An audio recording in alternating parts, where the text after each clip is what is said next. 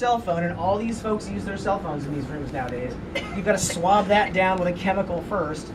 And honestly, it takes a solid 10 minutes to get in a bunny suit, and usually requires help.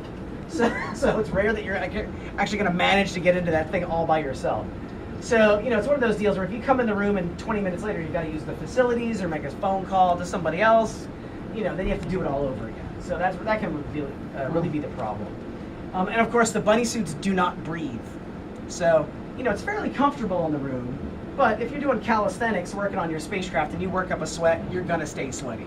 So that's unfortunate, but that's what happens. Now, the other thing that we do in here is we regulate the humidity.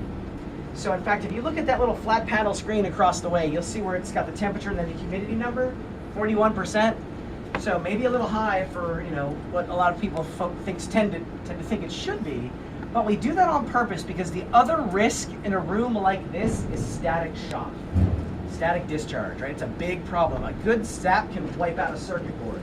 So, and that's a function of the humidity. I mean, you guys know, if you're from SoCal, anywhere where it gets dry, right? The drier it gets, the far more staticky everything seems to become.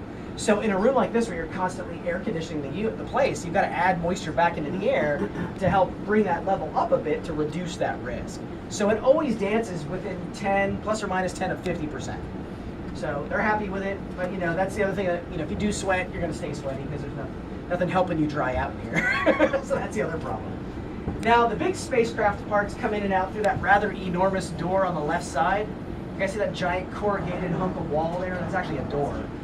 And that door slides to the right, but it does not open to the outside. So it opens into a room that we call an airlock. It's about the same size as the door. It's kind of skinny, it's pretty tall, but it's about 75 feet long on the inside. And once you get to the other end of that chamber, there's a big rolly style door that opens to the outside. So that's also a clean room. It's not quite as clean as this one.